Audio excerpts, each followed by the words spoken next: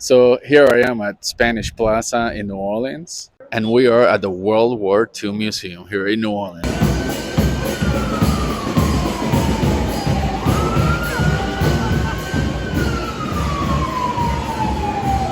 And I'm very excited for this episode. As you saw, we were in New Orleans, and of course, we're going to do an episode about it. Today, we're going to explore how Puerto Rico and New Orleans slash Louisiana are culturally, politically, and historically related.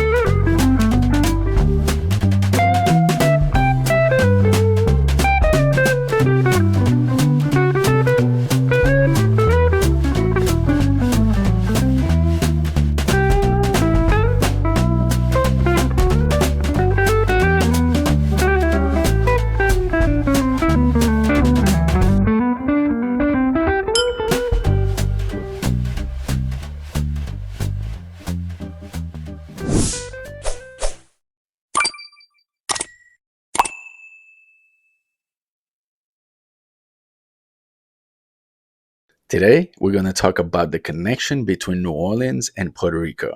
I was just there last week or the week before, and I hadn't been there in like 20 years. I used to live there, like I've always mentioned here. But yes, we are talking about the history that ties Puerto Rico and Louisiana, especially New Orleans, but Louisiana in general. So here I am at Spanish Plaza in New Orleans, and this is one of the monuments that actually you can feel the Spanish heritage in it. You can see all the royal shields all around the Spanish Plaza. New Orleans was founded in 1718 while Louisiana was still French. But later in 1762, Louisiana was secretly ceded to the Spanish crown. And yes, that is a Christmas tree. So Puerto Rico, Louisiana connected? Of course. They were both Spanish. They both traded. And what you see back there is the Mississippi River, which was the trade route from New Orleans to San Juan. And even the passenger boats, all the way till the beginning of the 1900s, had a route between San Juan and New Orleans.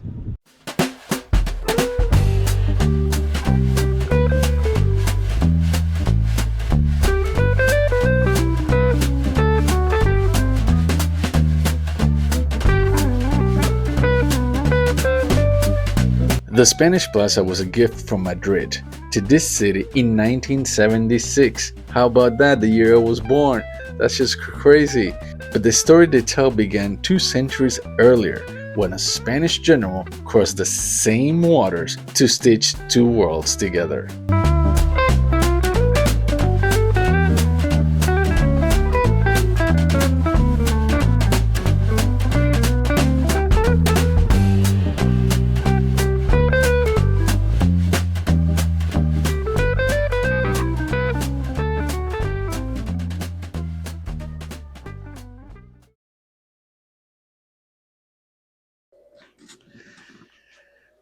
So, everybody, thank you.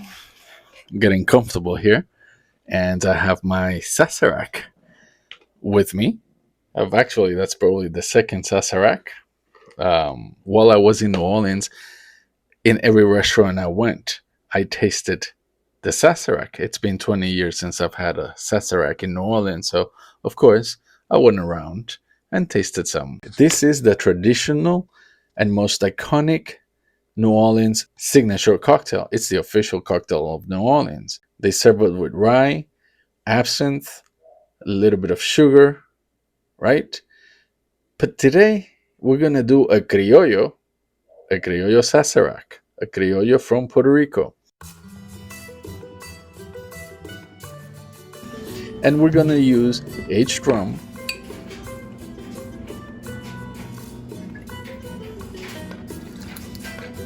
Peychaud's bitter. We're gonna leave the Peychaud's bitter as it is, and a little bit of simple syrup. We're gonna rinse it with a little bit of anise or our chichaito.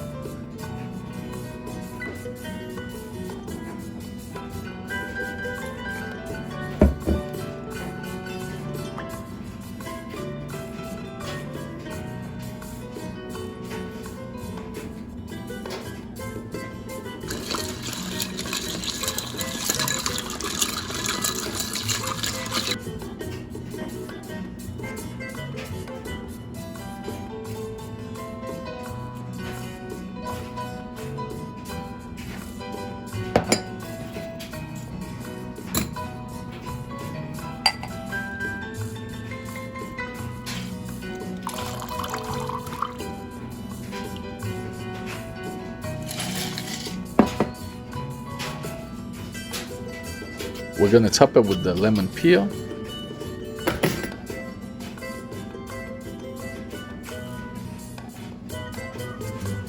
And voila, you have the Criollo Sazerac.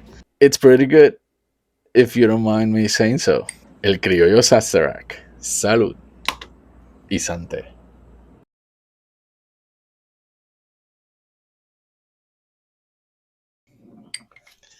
I gotta have a sip for this one.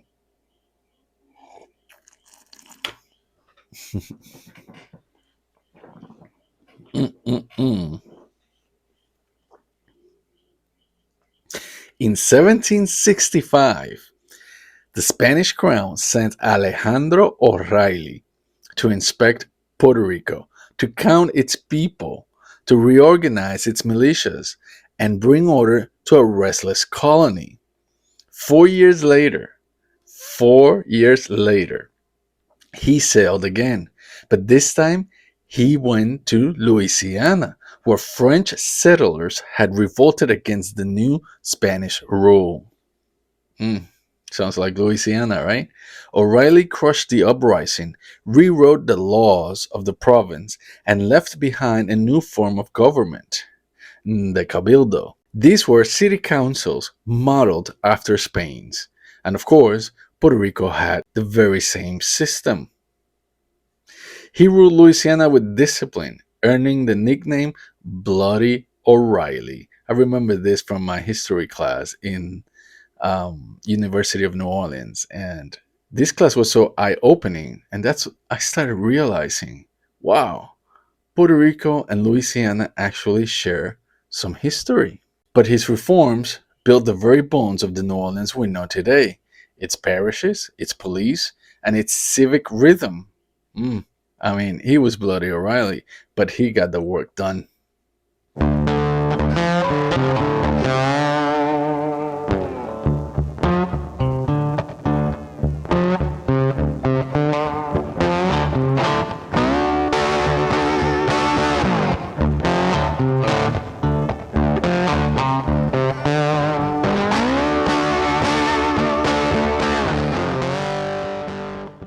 When fire devoured New Orleans on Good Friday of 1788, Spain rebuilt. The Cathedral of St. Louis, that stands today, the third on that ground, was finished in 1794 under Spanish rule.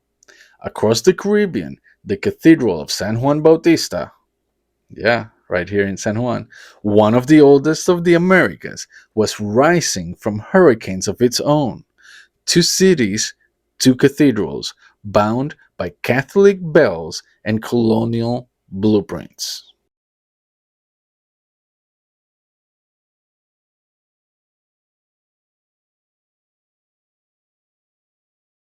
In the late 1700s, ships arrived from the Canary Islands. Spain called their passengers Isleños, translated to English, islanders. Families meant to populate and defend Louisiana. They founded villages in San Bernard, Bayou Lafourche, and Barataria. Their dialect, half Spanish, half Creole, echoed in the bayous for centuries. Puerto Rico knows that accent too. Thousands of Canary Islanders settled our hills in the 18th century, bringing plantains, gofio, and surnames like Morales, Gonzalez, and Perez. There's actually a town in Louisiana called Gonzalez. The same migration pattern, the same empire of farmers and fishermen.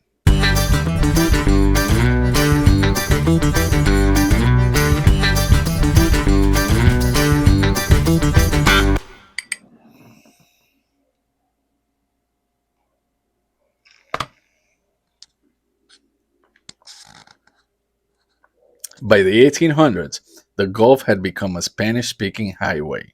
Steamships of the Clyde, Mallory, and Atlantic, Gulf and West Indies, the AGWI lines, linked San Juan, Ponce, Mayagüez to New Orleans. Coffee, sugar, and rum went up north. Machinery, paper, and textiles came south. After 1898, when Puerto Rico entered the U.S. orbit, New Orleans became one of its first commercial gateways, and in both ports, the smell of roasted coffee was the same. Okay, here, Creole means something layered, right? French, Spanish, African, native. That's what Creole means in New Orleans. All blended into one identity. In Puerto Rico, we say criollo. Criollo is the same word as Creole, only in Spanish. Different word, same idea. Born here, not there, as in somebody that is born in Puerto Rico or in Louisiana or in the New Spain of the Americas, not in the Iberian Peninsula. The local flavor of something that once came from far away. Both terms come from the same Latin root, creare, to create. Creole, criollo, both are acts of invention, not copies of Europe, but cultures made in the New World.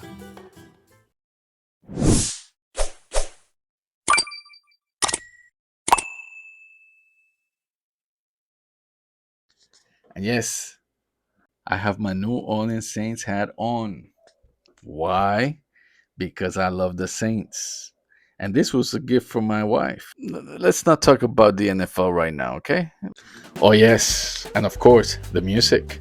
I mean, brass bands, pianos, cuatros. Listen closely and you'll hear the heartbeat they share. The habanero rhythm. 1, 2, 3, 1, 2. Sailed from Havana through San Juan to New Orleans. Jelly Roll Morton called it the Spanish tingue, the secret spice of jazz. In Puerto Rico, the same rhythm danced in Salon Danzas by Tavares and Morel Campos. Different names, same tresillo pulse. A Caribbean beat disguised in elegance.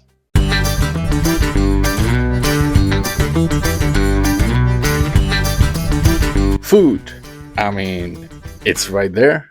You have French bread, we have pan criollo. You have cornbread, we have pan de maíz. You have beignets, we have buñuelos. You have red beans and rice, I have rice and beans. Very similar foods, even the king cake. The king cake, it's a traditional Three Kings Day pastry celebrated all over Hispanic America. So yes, our cultures, our food cultures are very, very similar. Louisiana and Puerto Rico are like two siblings from the same mother. It is what it is, and that can be genetically and politically proven over history. The track is right there. There's nothing to hide. Oh, hey, we are at the famous Calle San Sebastian, and we are in San Juan, Puerto Rico. I am Josué, the spirited historian, and you're watching Chronicles and Cocktails. So you see, there's a lot of connections between Louisiana and Puerto Rico, between Louisiana and the rest of the Caribbean, between Louisiana and the rest of New Spain. And New Spain is all the way from Colorado to Argentina. And sometimes we just don't look at our history. We don't look at the things that connect us. We rather stay in the things that divide us. And that's a little bit sad, no? Empires fade, but currents keep flowing. From O'Reilly's decrees to the brass band's rhythm, from café au lait to café con leche, from the sound of the bells to the taste of the rum. New Orleans and Puerto Rico are reflections in the same water. So what do you think? How do you think that Louisiana connects to the rest of the Spanish world? Do you think Puerto Rico and Louisiana are connected? What things do you find interesting of these connections between Puerto Rico and Louisiana, between Puerto Rico and New Orleans?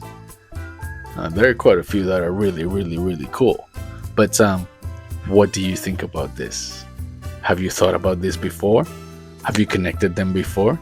Are you a Puerto Rican living in Louisiana? Are you a New Orleanian living in Puerto Rico? Let me know. Leave it in the comments. And as always, hit that subscribe button, like and share.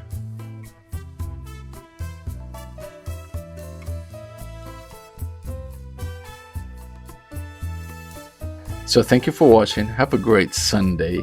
Have fun. Eat some food, whether it's Criollo or Creole, whether you're listening to danza or jazz, whether you're dancing to plena or the second line.